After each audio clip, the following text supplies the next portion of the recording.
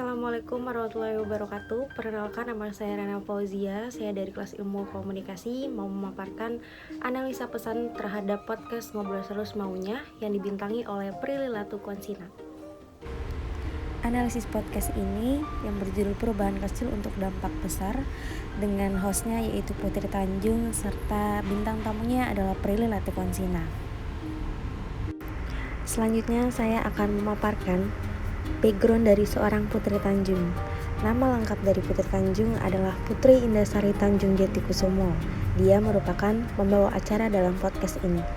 Beliau lahir pada tanggal 22 September tahun 1996 dengan usia sekarang yaitu 27 tahun, dan ia merupakan anak sulung dari pasangan Carol Tanjung dan Anita Tanjung. Pendidikan ia di Academy of Art University di San Francisco, California.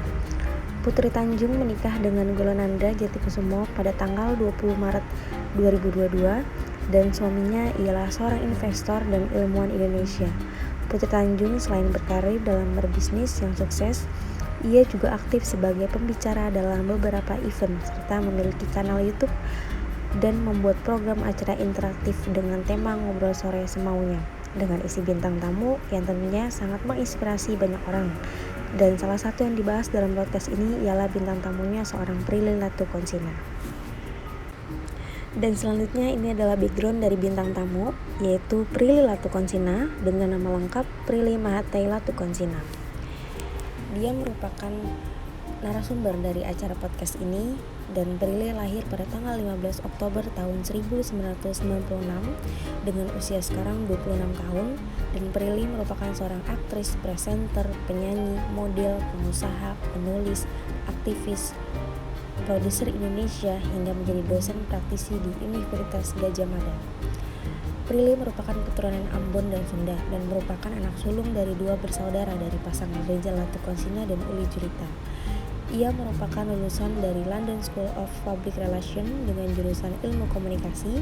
Dalam berkarirnya banyak sekali penghargaan yang didapatkan, baik dari nasional maupun dengan internasional.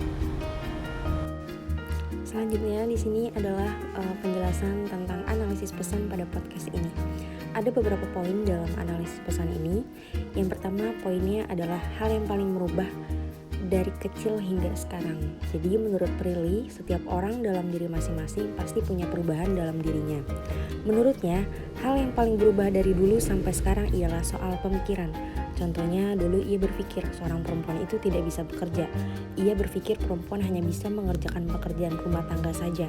Namun setelah ia dewasa, yang dimana ia banyak bertemu perempuan hebat, bertemu beberapa relasi yang banyak berbincang, dan mengubah pemikiran Prilly sendiri bahwa perempuan endgame-nya nggak harus mengikuti pilihan lingkungan yang notabene hanya menjadi ibu rumah tangga. Namun perempuan banyak pilihan dan tidak terkurung hanya satu pilihan di lingkungan. Dan ia berkata perempuan bebas memilih menjadi apa saja yang diinginkan, seperti menjadi wanita berkarir, bahkan bisa menjalankan keduanya sebagai wanita karir dan juga ibu rumah tangga, asal mempunyai orang yang dipercaya dan support seperti pasangan dan keluarga. Jadi di sini intinya hal yang paling berubah dari kecil hingga sekarang menurut Prilly adalah soal pemikiran. Jadi pemikiran yang menurutnya hal kecil, tapi ketika ia dewasa, ia pemikirannya sudah banyak gitu loh. Pemikirannya bercabang, kayak contoh dulu perempuan itu hanya bisa mentok sebagai ibu rumah tangga yang hanya bekerja di dapur, tapi setelah ketemu banyak relasi dan lain sebagainya, dia punya pemikiran yang luas. Jadi seorang wanita tidak hanya menjadi ibu rumah tangga aja, bahkan bisa menjadi ibu rumah tangga sekaligus wanita berkarir, asal ada orang yang selalu support, yaitu contohnya adalah pasangan dan keluarga. Poin yang kedua adalah bagaimana seorang Prilly menghadapi rasa jenuh ketika semua pencapaian sudah tercapai. Nah, menurut dia, semua orang pasti ada rasa jenuh, apalagi aku yang bekerja dari umur 13 tahun, yang dimana di saat orang-orang seumuran aku, mereka bisa bebas bermain, namun aku sudah bekerja serta bertemu dengan orang-orang dewasa. Dan hasilnya atau dampaknya terlihat saat usiaku 23 tahun. Beberapa pencapaian aku sudah bisa aku rasakan, namun ketika rasa jenuh datang, aku selalu berpikir ke belakang kalau aku bekerja dari kecil dan banyak yang sudah dilaluinya serta pembelajaran hidup yang banyak, dan selalu tetap bersyukur. Kegiatan yang aku lakukan ketika merasa jenuh, biasanya aku melakukan hal yang aku suka seperti memasak, olahraga, explore, dan paling penting sih berbagi cerita dengan support system, karena menurutku itu hal yang paling penting untuk recharger energi positifku. Jadi menurut Prilly, ketika dia ada rasa jenuh tiba-tiba datang saat karirnya sudah mencapai semuanya gitu loh. Jadi pastilah setiap orang pasti punya rasa bosan, namun Prilly ini selalu menggunakan rasa bosannya itu untuk berkegiatan positif, dari mulai memasak, terus juga olahraga, eksplor alam, dan lain sebagainya. Dan selanjutnya adalah bersyukur tidak perlu membandingkan diri dengan orang lain. Ketika kita tidak sengaja merasa membandingkan hidup orang lain dengan kita, apalagi melalui sosial media, tanggapan yang paling penting di kita adalah bagaimana perasaan kita menanggapi atau reaksi dari hal tersebut. Kalau aku biasanya punya pemikiran kalau kita semua tidak pernah tahu usaha atau struggle seperti apa yang ada di hidup orang lain, dan setiap manusia punya timeline-nya masing-masing. Ketika si A sudah pencapaiannya sudah 3 di usia 21 tahun dan aku baru bisa di usia 26 tahun, ya tidak masalah. Yang penting aku tetap bersyukur. Jadi kalau misalkan poin di sini adalah kalau misalnya kita tidak bersyukur, kita tidak perlu membandingkan diri dengan orang lain, karena kita nggak tahu struggle atau permasalahan apa. Setiap orang kan beda-beda. Poin terakhir di sini adalah pentingnya financial independent. Kita nggak bisa bergantung dengan siapapun, bahkan kita juga nggak selalu harus bergantung dengan orang tua. Makanya aku giat banget bekerja di usia 13 tahun, dan dari dulu aku rajin banget buat nabung di celengan, hingga akhirnya aku saat dewasa terbiasa dengan mewajibkan diriku nabung. Dan strategi dalam mengatur keuangan, biasanya aku membagi dari full pendapatan atau gaji dipotong untuk keperluan atau operasional, lalu dipotong untuk tabungan dan disisihkan untuk dana darurat.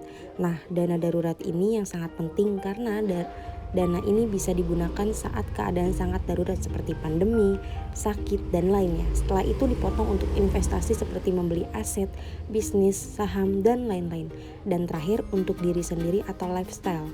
Jadi uang masing-masing keuangan sudah ada posnya, tidak terganggu, serta sekecil apapun pendapatan kita, asal kita pintar mengelolanya dan menahan diri untuk tidak boros, pasti keuangan kita aman.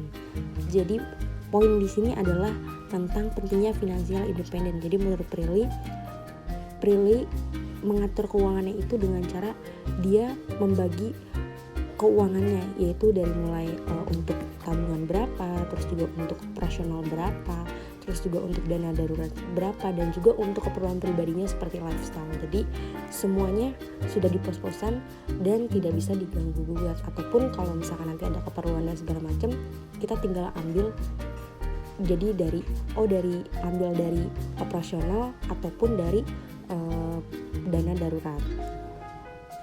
Selanjutnya adalah analisis media.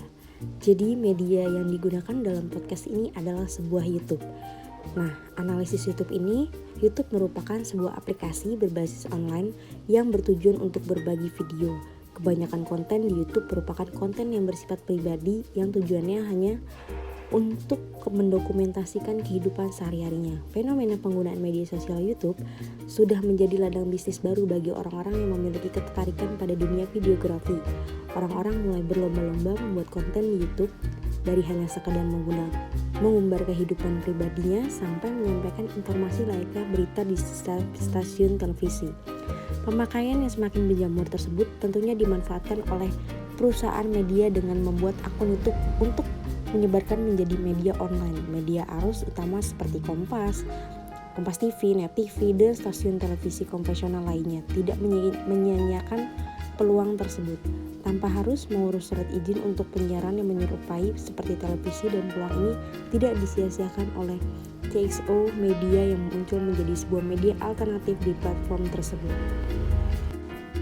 CXO Media merupakan sebuah channel YouTube yang memberikan konten yang mendidik dengan pembawaan yang tidak terlalu serius penontonnya, seperti program Ngobrol Sore Semaunya, Singkat dan Aktual atau Sidak, Lintas Makna, dan masih banyak yang lainnya.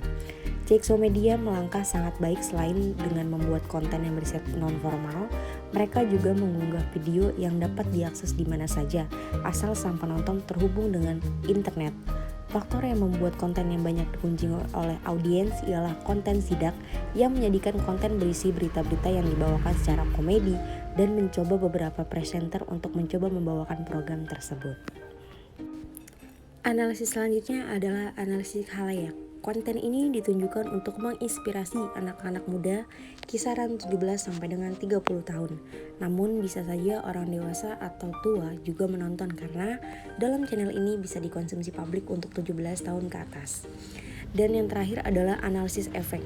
Efek yang dihasilkan setelah menonton podcast ini ialah motivator diri sendiri untuk berbuat hal kecil yang mendapat besar.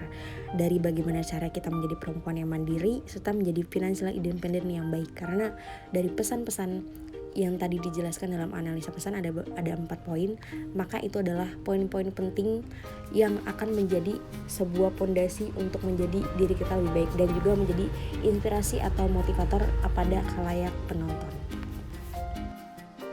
Mungkin itu saja pemaparan dari saya, kurang lebihnya mohon maaf. Wassalamualaikum warahmatullahi wabarakatuh.